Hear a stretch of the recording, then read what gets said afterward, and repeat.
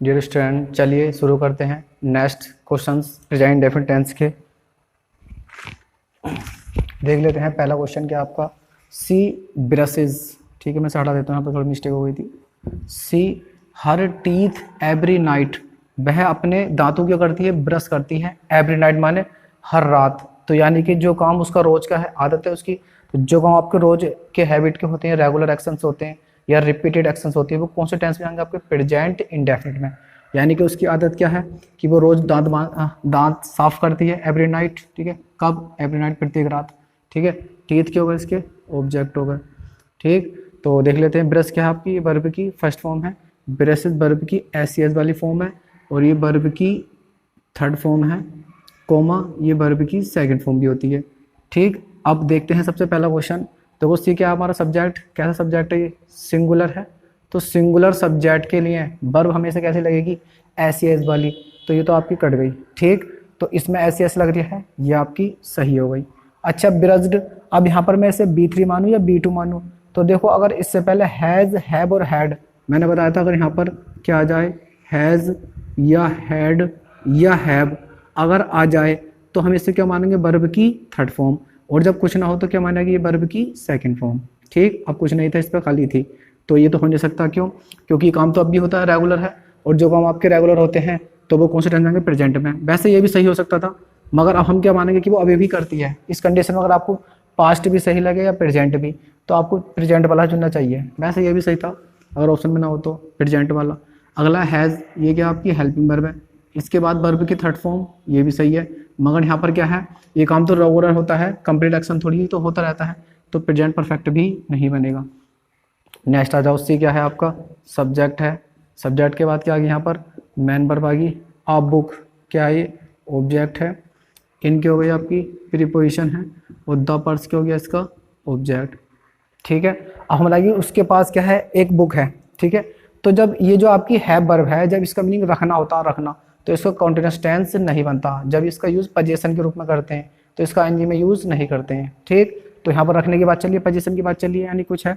तो आपका सब्जेक्ट क्या आपका सिंगुलर है, तो सिंगुलर की लगेगी आपकी हैज़ लगेगी, ये आपकी सही हो जाएगी। अच्छा हैव, तो सब्जेक्ट आपका प्लूरल है, हैव पर यूज़ भी नहीं होगा। उसके बाद आपका हैविंग, तो इसमें तो आईएनजी भी नहीं है, तब बी की फॉर्म भी नहीं है। जब बी की फॉर्म होगी यहाँ पर, तब क्या मानेगी आपकी आईएनजी वाली। दूसरी बात, ये आईएनजी में इसका यूज़ होगा नहीं, क्यों, यहाँ पर पोजीशन की बात चल रही है, पोजीशन में आईएनजी का यूज़ होता नहीं है। उसके बाद ये क्या आपकी हेल्पिंग वर्ब है, मगर इसके बाद वर्ब की कौन सी फॉर्म आती है, थर्ड फॉर्म आती है, मगर ये वर्ब की एस वाली फॉर्म है, तो ये वैसे गलत हो गई, ठीक है।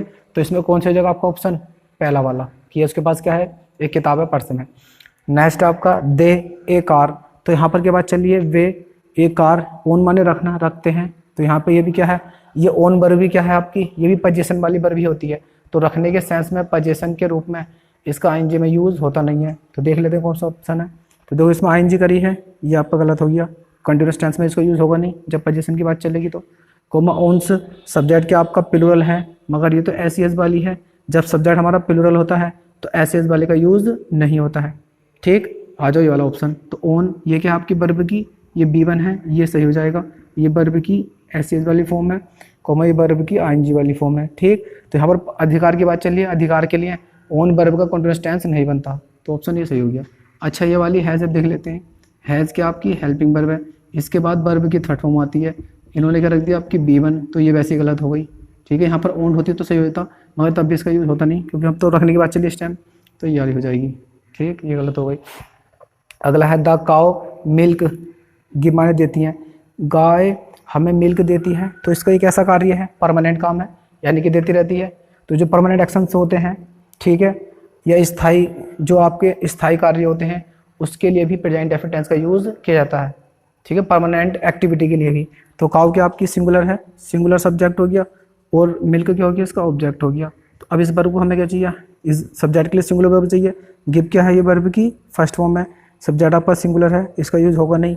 गिव्स एस लग रहा है, ठीक है, तो सब्जेक्ट हमारा सिंगुलर है, तो वर्ब भी आपकी सिंगुलर वाली लग जाएगी, ये सही हो जाएगा। अच्छा इज गिव, तो इज क्या है, ये हेल्पिंग वर्ब है, कौन सी वाली रूप है, ये बी का। इस रूप के बाद वर्ब या तो आती है आपकी आईएनजी में, या आती वर्ब की थर्ड फॉर्म में, ये कोई सी भी रूप में नहीं है, ये गलत हो गई। अगला है गिवन, गिवन वर्ब की थर्ड फॉर्म है, मगर इससे पहले क्या नहीं है आपका, has comma have comma had, जब तक ये हेल्पिंग वर्ब नहीं आएगी तब तक इसका बिथरी में यूज़ होगा नहीं, तो ये भी आपका गलत हो गया। तो आंसर कौन सा हो गया हमारा, बी वाला। नेक्स्ट आपका ही इन जीआईसी कॉलेज, यानी कि जीआईसी इंटर कॉलेज में वो क्या करता है, पढ़ाता है। तो इसका क्या है, ये परमानेंट काम है, ठीक है। जो परमानेंट एक्टिविटी होती हैं उसके भी कौन सा टेंस यूज़ किया था, प्रेजेंट इंडेफिनिट। तो देख लीजिए आपका वो पढ़ाता है, यानी कि उसका परमानेंट काम है, स्थायी कार्य है। जो भी आपके कार्य होते हैं, एक्शंस सारे प्रेजेंट में जाएंगे। तो ही क्या सिंगुलर है, ये टीच क्या है, वर्ब की फर्स्ट फॉर्म है, तो ये तो वैसे गलत हो गई। उसके बाद टीचिस, ठीक है, ये आपका सब्जेक्ट सिंगुलर, ये सही हो जाएगा।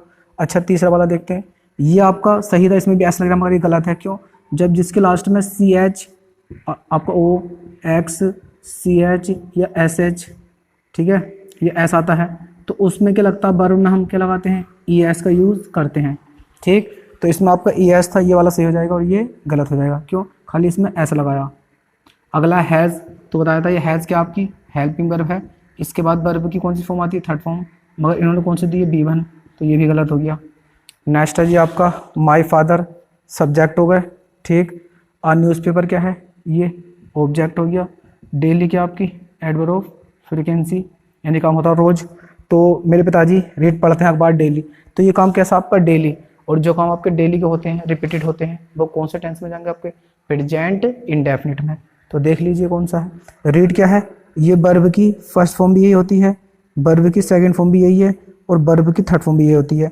अब देखो सब्जेक्ट यहाँ पे क्या हमारा सिंगुलर है, तो सिंगुलर के साथ क्या होनी चाहिए थी, एस एस वाली। तो यहाँ पर हम क्या माने इसे, B1 तो मान नहीं सकते। अब या तो ये B2 है या B3 है।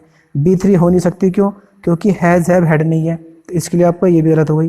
अब ये स्टेम किस रूप में रखी हुई है, B2 में रखी हुई है। अगला है रीड्स, ये वर्ब की एस एस वाली है, तो ये हमारा सही हो जाएगा। अगला है इज़ रीडिंग, वो पढ़ रहे हैं, तो ये सेंटेंस भी आपका सही हो जाता अगर ये डेली ना होता, इतना होता तो कि यानी कि वो पढ़ रहे हैं कंटिन्यूस टेंस में हो जाता। अब डेली से ये काम तो होता रहता है ना, लगातार नहीं, कभी होता है, डेली हो रहा है, तो जो काम डेली हो रहा है वो प्रेजेंट इंडेफिनिट में जाएगा, तो ये आपका गलत हो जाएगा। अच्छा रीडेड, इसमें ईडी लगाया है, ये कोई इसका रूप होता नहीं है, ये आपका वैसे गलत है, क्योंकि इसकी B1 भी यही है, B2 भी यानी सेम रहती, तो इसमें ईडी का यूज़ नहीं होगा, ठीक। तो आज के लिए इतना ही, आगे की नेक्स्ट क्लास और देखेंगे हम प्रेजेंट की। तब तक के लिए लाइक करें, सब्सक्राइब करें और शेयर करें, ठीक है।